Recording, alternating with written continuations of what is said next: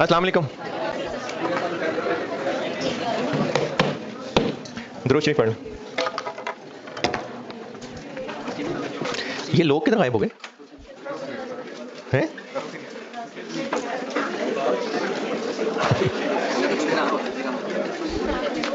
दिल बर्दाश्त हो गए, छोड़ गए।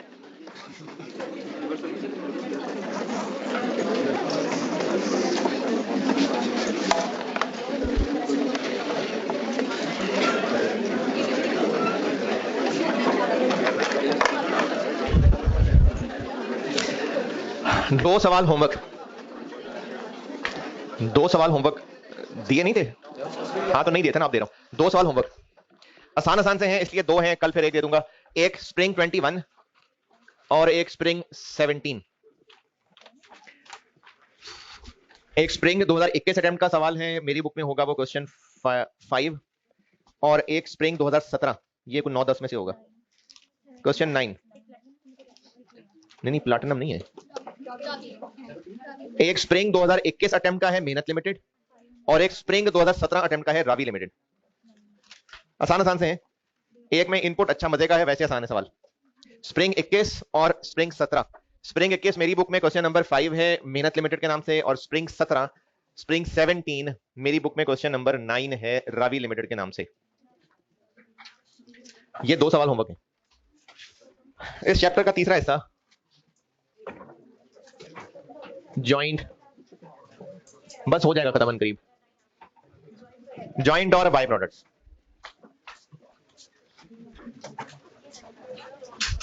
बहुत हो गया ना चैप्टर, है बहुत टाइम लग गया।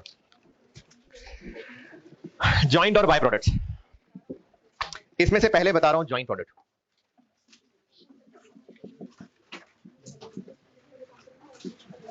जॉइंट प्रोडक्ट्स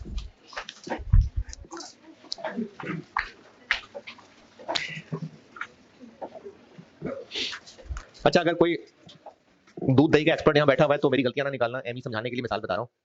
पहले प्रोसेस में फ्रेश मिल्क इनपुट हुआ 20,000 किलो, फिर इस प्रोसेस में होनी है इसकी बॉइलिंग, इसमें कन्वर्जन का खर्चा भी आना है, इसमें से चलो कुछ दूध खराब कर लेते हैं, 200 किलो खराब कर लेते हैं, और क्लोजिंग वर्क इन प्रोसेस रख लेते हैं 1000 किलो। तो आउटपुट क्या हो गया, कितना हो गया आउटपुट? 18,200, 18,800। अब ये जो 18,800 है ना, ये दूध भी है और इसमें से मलाई कर ली अलग। दूध कर लेते हैं इसमें से कोई 17,000 किलो, और मलाई ले लेते हैं 1800 किलो। नहीं खोया, वो बाद में दूध से बनाएंगे। इस प्रोसेस से होने वाला आउटपुट एक से ज्यादा तरह की चीजें हैं। अब इन दोनों में से हो सकता है दोनों ही सेल हो जाते हो, यानी हो सकता है दोनों ही फाइनल प्रोडक्ट हो सकता है दोनों ही ने आगे फर्दर प्रोसेस होना हो सकता है कोई एक सेल हो जाता हो, जैसे मिसाल के तौर पे इसको सेल कर लेते हैं और इसको डाल लेते हैं अगले प्रोसेस में, और यहां से फिर आगे चलेगा काम। तो जिस प्रोसेस का आउटपुट एक से ज्यादा चीजें हैं, इनको कहते हैं जॉइंट प्रोडक्ट्स। ये जॉइंट प्रोडक्ट्स हैं, और इनमें से दूध और मलाई कितनी कितनी है? इनमें नहीं अलग, आउटपुट होगा तो ये दोनों अलग अलग हैं। ये जो जाया हो रहा है इसमें से दूध कितना और मलाई कितनी, तो ये जो इस आउटपुट से पहले है ना, ये सब कंबाइंड है, ये सब कंबाइंड है। आउटपुट तक बात जाएगी तो फिर वो एक से ज्यादा है, तो इनको जॉइंट प्रोडक्ट्स कहते हैं। ये बात मैं दोबारा बताता हूं, लाल वाली हो सकता है ये फिनिश प्रोडक्ट ही हो, यानी हो सकता है ये आखिरी प्रोसेस हो, तो फिर ये दोनों फिनिश्ड हो सकता है कि इनमें से कोई एक फिनिश्ड हो, दूसरा मजीद प्रोसेस में जाना हो सकता है दोनों ही आगे किसी प्रोसेस में जाने हो। तो जिस प्रोसेस का आउटपुट एक से ज्यादा तरह की चीजें हैं, उस प्रोसेस को हम अभी पढ़ने लगे, तो ये जॉइंट प्रोडक्ट्स होते हैं। इसको अलग पढ़ने का मकसद क्या है, क्या मसला क्या है इसमें? मसला यह है कि सारे खर्चे कंबाइंड हैं, लेकिन आउटपुट वो जो कॉस्ट ऑफ कंप्लीटेड यूनिट्स है उसको हमें तोड़ना पड़ेगा। तो पहले वहां तक पहुंचेंगे तो वहां से आगे चलेंगे। तो इस मसले में पहले जहां तक अब तक पढ़ते आए थे सब वैसे ही है।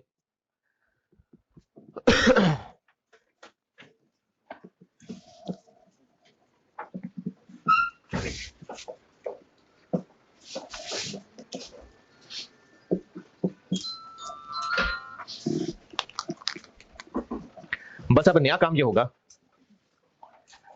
कि वो जो पहले कॉस्ट ऑफ कंप्लीटेड यूनिट्स निकालते थे,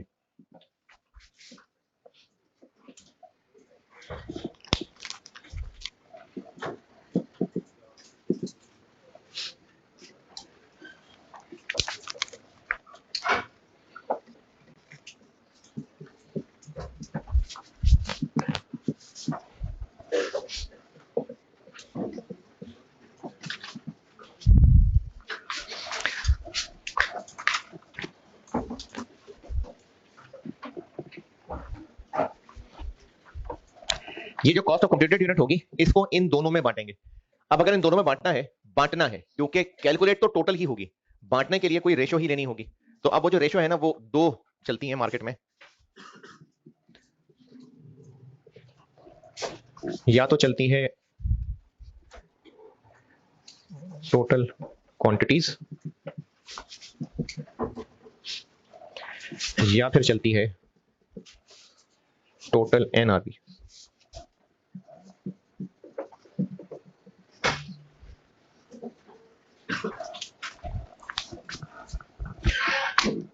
इन दोनों में से जो तरीका लगाना होगा वो सवाल वाला बताएगा, और अगर सवाल वाला नहीं बताता तो बाय डिफॉल्ट ये तरीका है। यानी अगर इसका डाटा है तो इस पे इसको प्रेफर करेंगे हम। ये अंग्रेजी सारी लिख लें, फिर सवालों से समझाता हूं ये क्या बात हो रही है।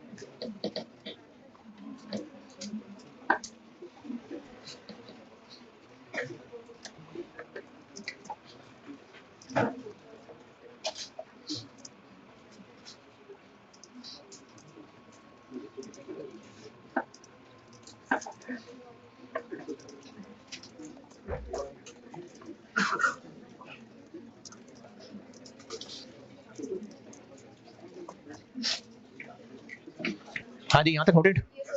चलें सवाल लिखें। अच्छा, पहले मैं आपको ना यहां से ऑनवर्ड चलाता हूं क्योंकि मैंने कहा बिल्कुल सब वैसे ही जैसे पहले पढ़ा है। पहले मैं ये फिगर देके सिर्फ ये बात सिखा दूं, फिर फुल फ्लैग सवाल की भी प्रैक्टिस कर लेते हैं। तो पहला जुमला तो आप लिख ही लेंगे, following information relates to process 1 for the month of मे।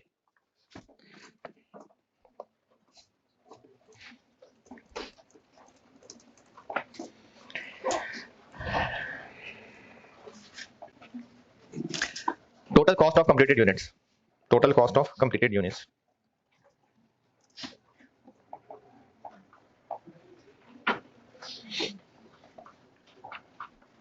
8 लाख रुपए, 800,000।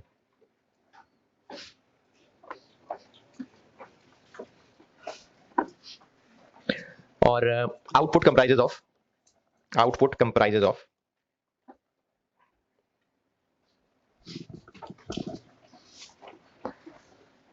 अब ये कंप्राइजेज ऑफ क्या आगे बता रहा हूं। जॉइंट प्रोडक्ट ए 3000 यूनिट्स और joint product B 2000 units.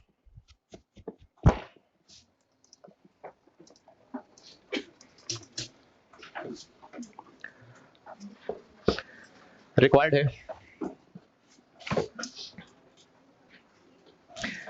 Cost per unit of each product if joint cost is allocated in ratio of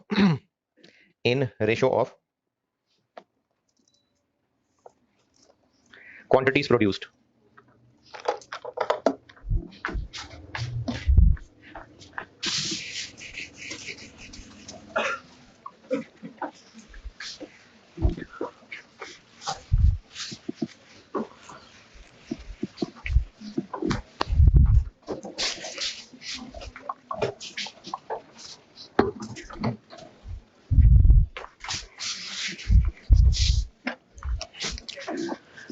total cost of completed units कितनी? 8 लाख। अब इस 8 लाख के करने हैं टुकड़े, तो टुकड़े करते हैं यूनिट्स की रेशो में। यूनिट्स हैं 3000 और 2000, तो 3000 डिवाइडेड बाय 5000, 2000 डिवाइडेड बाय 5000 जी 480,000, 320,000। ये इसको बांट लिया। अब जब इसको बांट के टुकड़े मिल गए तो अब यहां से हम पर यूनिट कॉस्ट निकाल लेते हैं। ए की पर यूनिट कॉस्ट क्या बन गई? 480 डिवाइडेड बाय 3000, 160, और बी की 320 डिवाइडेड बाय 2000, 160। ये दोनों सेम क्यों आ गई? इत्तेफाक से, इत्तेफाक से हैं?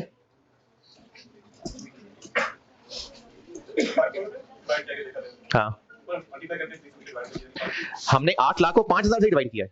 8 लाख को 5000 से डिवाइड करें, 8 लाख को 5000 से डिवाइड करें 160, तो ये 160 है। उसको 3000 से मल्टीप्लाई किया, 3000 से डिवाइड कर दिया, ये 160 है। 2000 से मल्टीप्लाई किया, 2000 से डिवाइड कर दिया, तो ये 160 बराबर ही आना था। तो ये आपको जिंदगी में काम आएगी आगे बात कहीं कि ये जब हम जॉइंट प्रोडक्ट्स में यूनिट्स की रेशो में बांटेंगे ना, तो हर प्रोडक्ट की पर यूनिट कॉस्ट इक्वल ही आएगी। जब जॉइंट प्रोडक्ट्स में हम कॉस्ट बांट रहे हैं यूनिट्स की रेशो में, क्वांटिटीज की रेशो में, तो हर जेपी की पर यूनिट कॉस्ट इक्वल ही होनी है।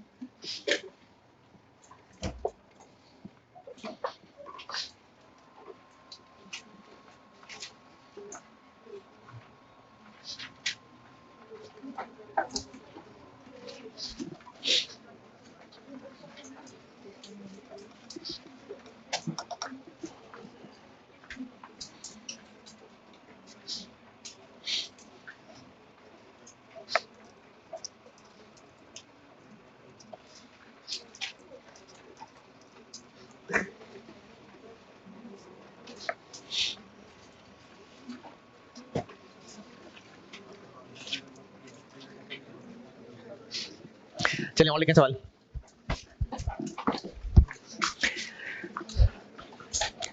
ये दोनों अलग अलग प्रोडक्ट्स हैं। हो सकता है दोनों ही फिनिश्ड प्रोडक्ट हो, यानी हो सकता है ये प्रोसेस 1 नहीं, प्रोसेस आखिरी का सवाल हो सकता है, और ये दोनों बस इसके बाद बिकते ही हों। तो दोनों जरूरी है कि सेम प्राइस के बिकते होंगे?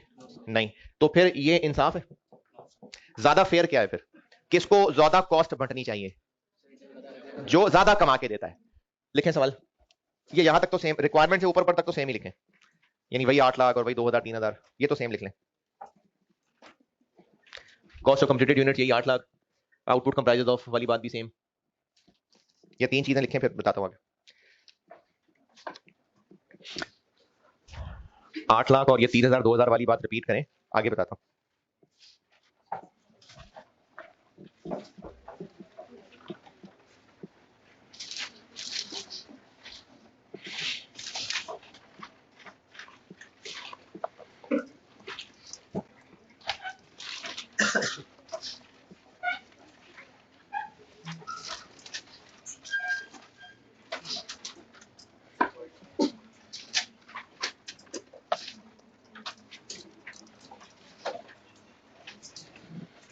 लिख लिया? Sale price per unit, sale price पर यूनिट ए की 260 और बी की 360। ए की 260 है और बी की 360 है। Cost to sell cost to sell per unit, A की 20 रुपए और बी की 10 रुपए, ए की 20 और बी की 10। रिक्वायर्ड है कॉस्ट पर यूनिट दोनों प्रोडक्ट्स की, इफ रिक्वायर्ड है cost per unit of each product if joint cost is allocated in a ratio of NRVs। अच्छा, इसके आगे थोड़ी अंग्रेजी बढ़ा ले, ये भी ना आपको सवालों में वर्डिंग मिल सकती है। NRVs at split of point, at split of point. इस प्रोसेस से जब तक ये आउटपुट नहीं हुए थे तब तक ये मिल्क है कि क्रीम है? मिक्स ही है, सब मिक्स है। इनकी अलग पहचान कब बनी? तो इसको स्प्लिट ऑफ पॉइंट कहते हैं, यानी जिस प्रोसेस का ये आउटपुट है बस वही स्प्लिट ऑफ पॉइंट है। कॉस्ट ऑफ कंप्लीटेड यूनिट्स हो गई 8 लाख।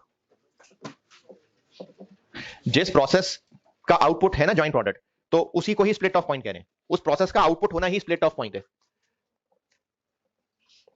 अब इसको बांटना है टोटल एनआरवी की रेशियो में। ए के 3000 यूनिट्स टोटल कितना पैसा कमा के देंगे? इतना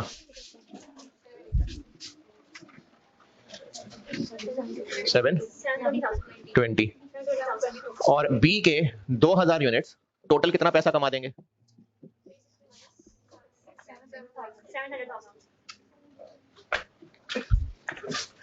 इस रेशियो में हमने 8 लाख को बांटना है। तो ए के हिस्से में आ गया 8 लाख में से 720 ओवर 1420, और बी के हिस्से में आ गया 8 लाख में से 7 लाख ओवर 1420। 405 634 और 394 366। तो कॉस्ट पर यूनिट हो गई ए की 405 634 के 3000 यूनिट्स हैं, तो एक हो गया 135221, और बी के 394 366 के 2000 यूनिट्स हैं 197.18। तो देखें, जो ज्यादा पैसे कमा के दे रहा है उसकी कॉस्ट भी ज्यादा होगी। ये इंसाफ है। इसलिए अगर सवाल में डेटा है और सवाल में क्लियरली नहीं कहा कि कौन सी रेशो, तो बाय डिफॉल्ट ये वाली रेशो।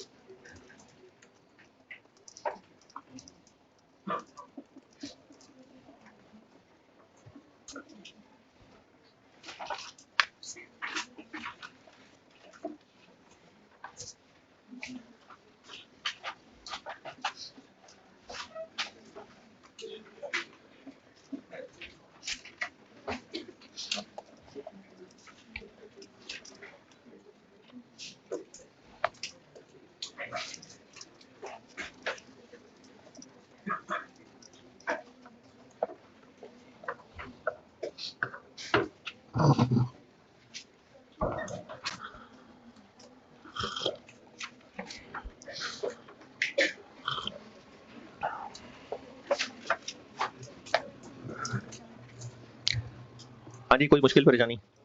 चलें फिर और लिखें सवाल।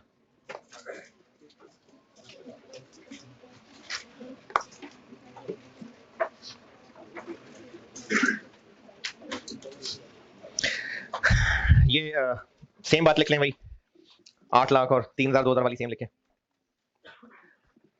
Total cost of completed units वही 8 लाख और आउटपुट कंप्राइजेस ऑफ वही 3000 और 2000।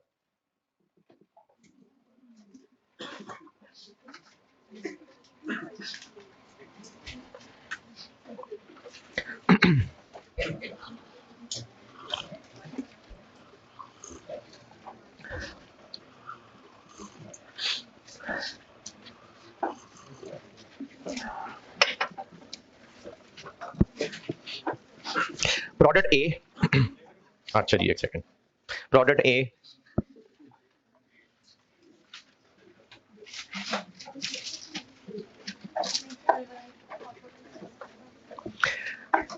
product A is immediately sold. Product A is immediately sold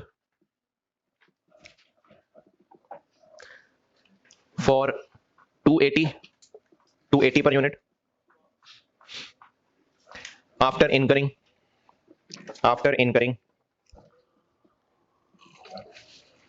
selling cost of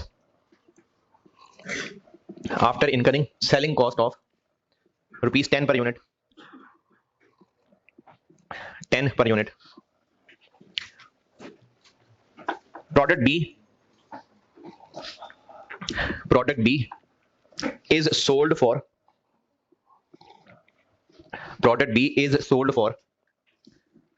500 per unit, 500 per unit after incurring further processing cost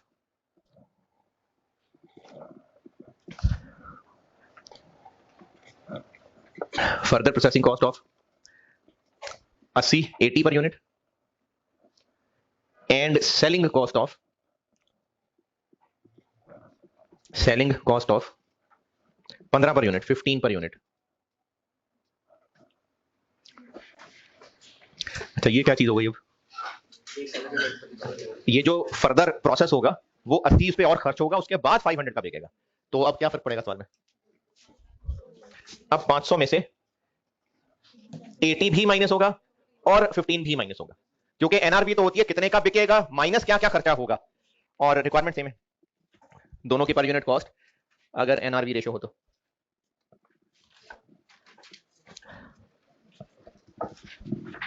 आपसे रिक्वायर्ड है।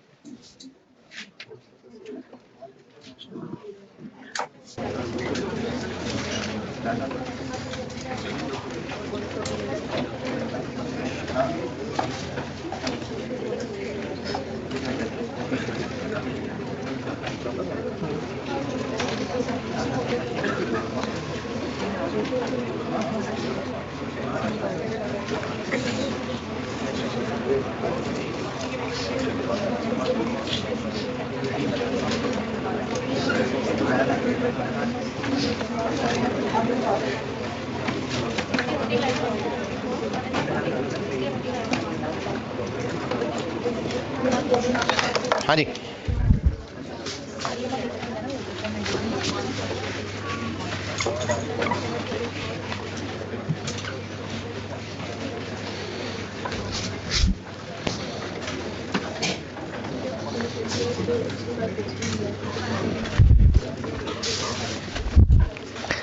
ये कितने का बिकेगा?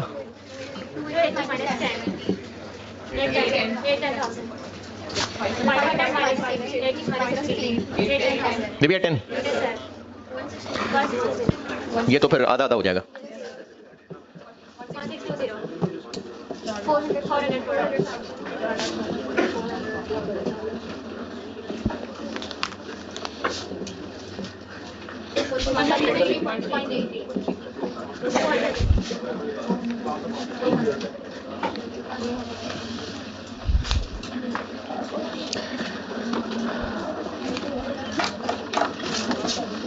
ये क्या है? तो पुरानी हो गई बात है। बस ठीक है, पुरानी हो गई बात, MFA में करा देना।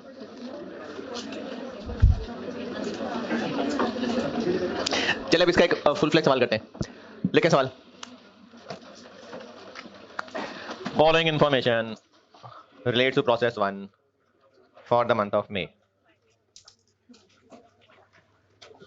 Opening work in process. अब एक फुल फ्लैश सवाल। Opening work in process, opening work in process है, हाँ जी। अब सारा नया अलग सवाल है ना, वो सिर्फ ये 3 तरीके बताने से बस हो गए। अच्छा अभी एक बिल्कुल सेपरेट सवाल है, सेम सुम कुछ नहीं है, नया सवाल है, बिल्कुल ब्रांड न्यू, पहले कभी इस तरह की कोई बात रिपीट नहीं हुई है, पहली दफा मैंने आपको फॉर द मंथ ऑफ मे बताया, ये सब बिल्कुल ब्रांड न्यू है। Opening work in process 2000 kg, और ये कर लें, चलो 70% कंप्लीट, 70% कंप्लीट, और इनकी कॉस्ट है मटेरियल 80,000 और कन्वर्जन 120,000। मटेरियल 80,000 और conversion 1,20,000।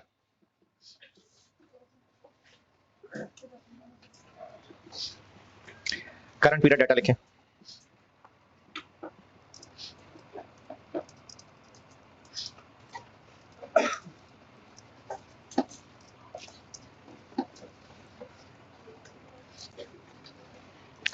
Direct material cost, direct material cost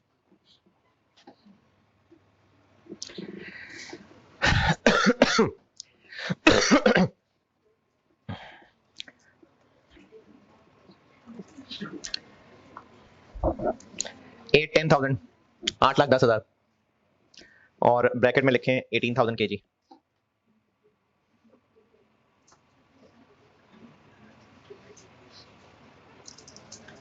conversion cost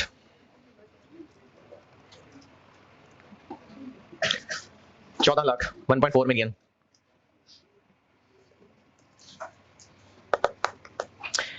inspection stage, inspection stage 40%,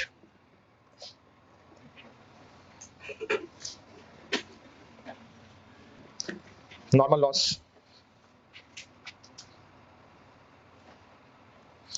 5% of input, 5% of input,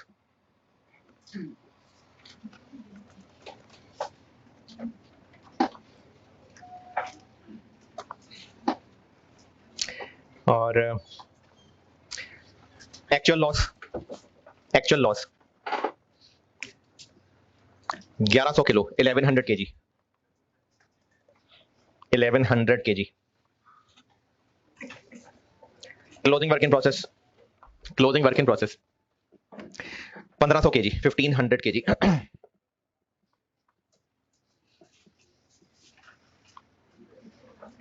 और ये जो क्लोजिंग है ये है 75% complete, 75% complete. Scrap value of defective units, scrap value of defective units 20 रुपए, ₹20 पर KG, ₹20 पर KG.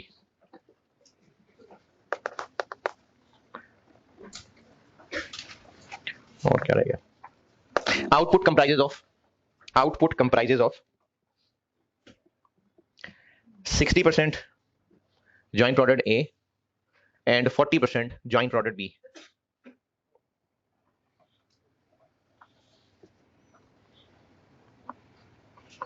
Weighted average method है वेटेड एवरेज मेथड है।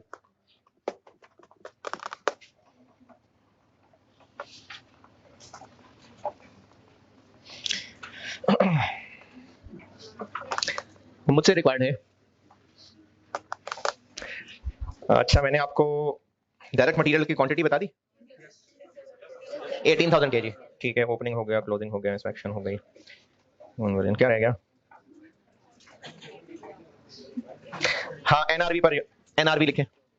प्रोडक्ट ए की 200 पर केजी, एनआरवी बता रहा हूं। प्रोडक्ट ए की 200 पर केजी और प्रोडक्ट बी की 340 पर केजी। प्रोडक्ट ए की 200 पर केजी और प्रोडक्ट बी की 340 पर केजी। एनआरवी बताई है प्रोडक्ट ए 200 पर केजी और प्रोडक्ट बी 340 पर केजी। रिक्वायर्ड है मुझसे, चले हमसे, स्टेटमेंट ऑफ इवैल्यूएशन रिक्वायर्ड है और cost per KG of each product required है। स्टेटमेंट ऑफ इवैल्यूएशन भी रिक्वायर्ड है और cost per KG of each JP required है।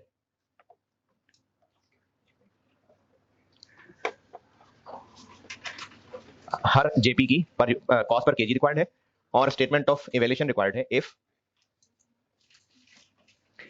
if joint cost is allocated if joint cost is allocated in ratio of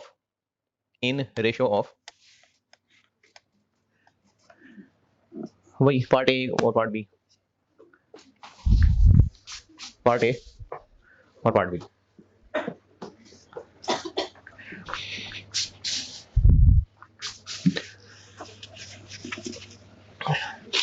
ये figure बांटनी है ना, ये तो पहले यहां तक पहुंचना पड़ेगा, तो इसलिए अब ये वो नॉर्मल सवाल जो अब तक कर रहे थे, कॉस्ट ऑफ कंप्लीटेड यूनिट्स तक तो आना ही पड़ेगा। अगर मैं स्टेटमेंट ऑफ इवैल्यूएशन ना पूछता, सिर्फ दोनों जेपी की पर केजी कॉस्ट पूछता, फिर भी यहां तक पहुंचना ही था। अब स्टेटमेंट ऑफ इवैल्यूएशन पूछिए तो चलो cost of closing work in process भी आ जाएगी और कॉस्ट ऑफ एब्नॉर्मल लॉस भी आ जाएगी।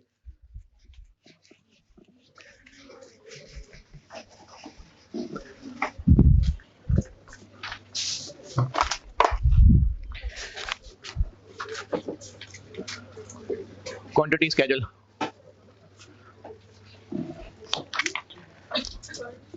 Opening work in process 2000, input 18,000, closing work in process 1500, normal loss.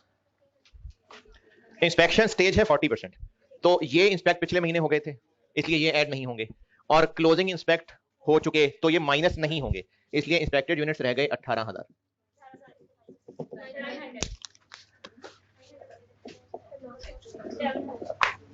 और एक्चुअल लॉस 1100 था, तो इसका मतलब एब नॉर्मल लॉस हो गया 200।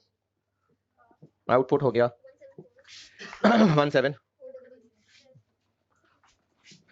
और अगर जॉइंट प्रोडक्ट का सवाल है तो इसमें बस एक एडिशन जो हो जाएगी कि इस आउटपुट का स्प्लिट भी बता देते हैं, यानी ये आउटपुट कंप्राइजेज ऑफ ए कितना और बी कितना, 1044069660। बस ये एक एक्स्ट्रा बात ये बनी कि आउटपुट को भी तोड़ के बता दिया कि क्या है, तो जॉइंट प्रोडक्ट्स में तोड़ दिया।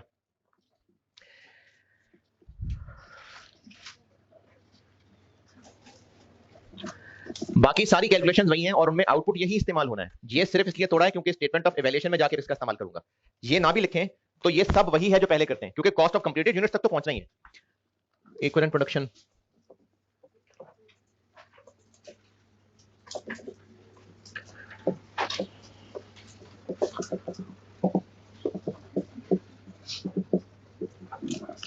वेटेड एवरेज मेथड है, कंप्लीटेड यूनिट्स 17,400,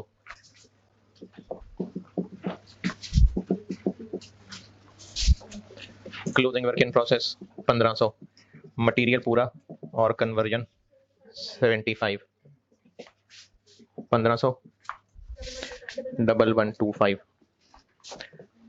एब नॉर्मल लॉस, मटेरियल पूरा 200 और 80, 19 100 18605।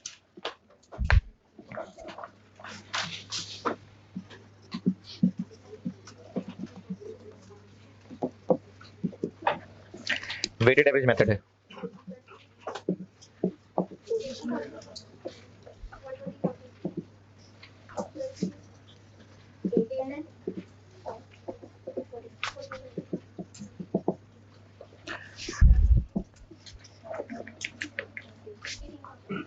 ₹20 पर किलो है तो 18,000।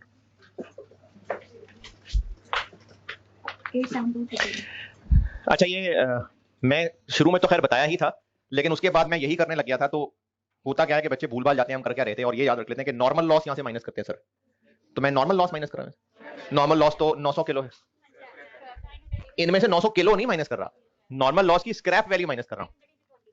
हाँ जी बिल्कुल, ये हो गया 8721520, और इसका डिनोमिनेटर हो गया 19100 और 18605, तो पर यूनिट बन गई 45.65।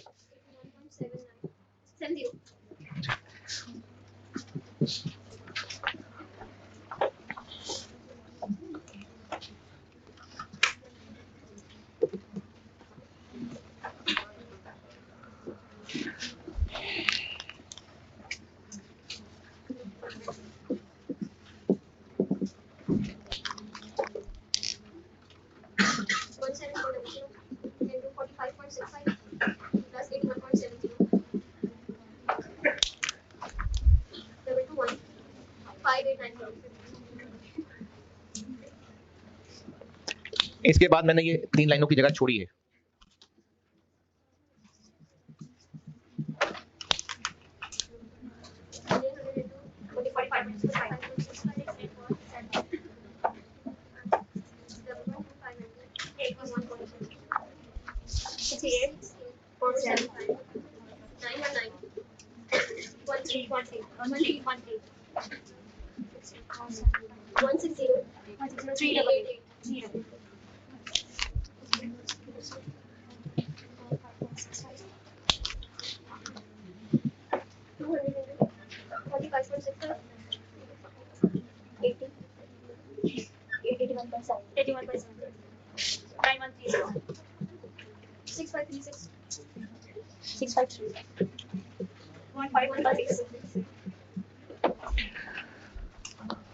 बिल्कुल वैसे ही जैसे पहले करते हैं सवाल। एक फर्क ये पड़ा कि क्वांटिटी स्केड्यूल में ये तोड़ लें कि ये क्या है, और दूसरा फर्क ये पड़ेगा कि कॉस्ट ऑफ कंप्लीटेड यूनिट्स जब निकाल ली, अगर वेटेड एवरेज मेथड है तो एक ब्रैकेट से आंसर आ गया, अगर FIFO होता तो वो 2-3 लाइनें लिखते। एक बार ये टोटल निकल आया तो ये वो 8 लाख है जो पिछले सवालों में दे रहा था। अब इसको तोड़ के दिखाना है।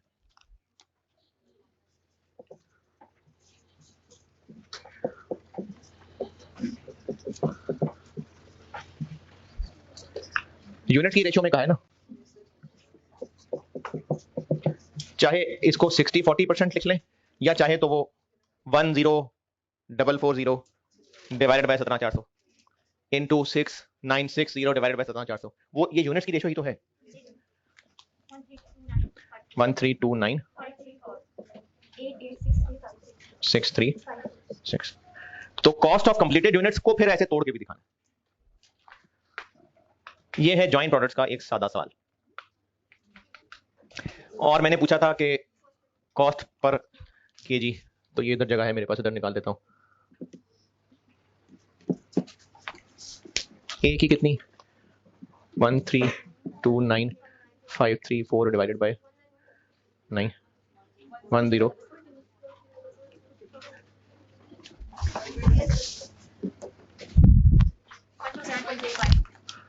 127.35, और बी का भी आंसर तो यही आना है 886356 डिवाइडेड बाय 127.35।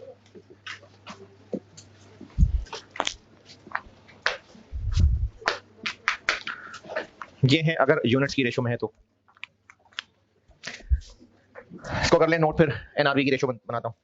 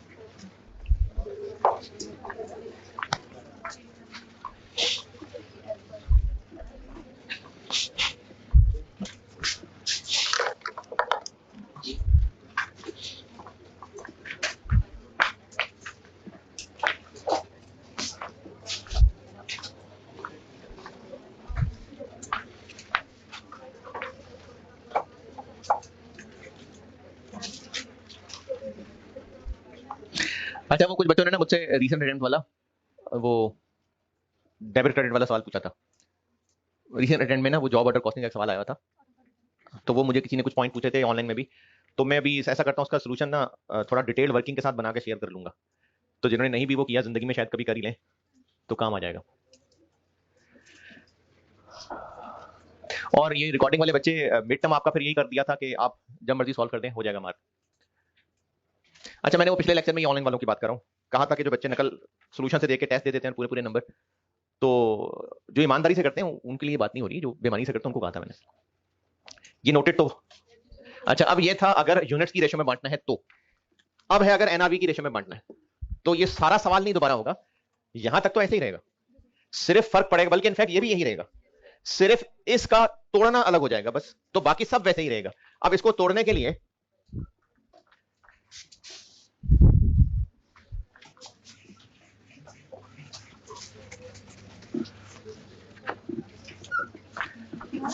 नोटेड नहीं नोटेड, चलें जिनका नहीं नोटेड, अब इसके लिए कॉस्ट एलोकेशन को मैं अलग वर्किंग कह देता हूं। टोटल एनआरवी ए की कितनी, ए के होंगे 10 440 किलो और हर एक इतना कमा के देगा 20 88 000, और बी के होंगे 6 960 23।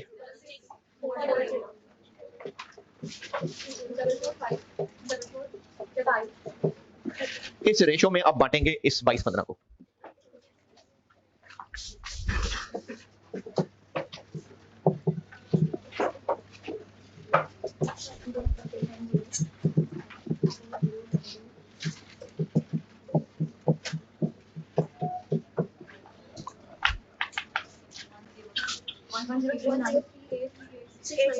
One zero three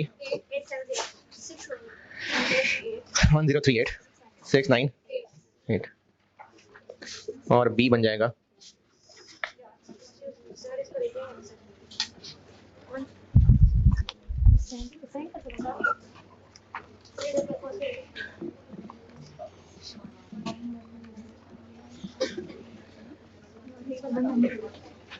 1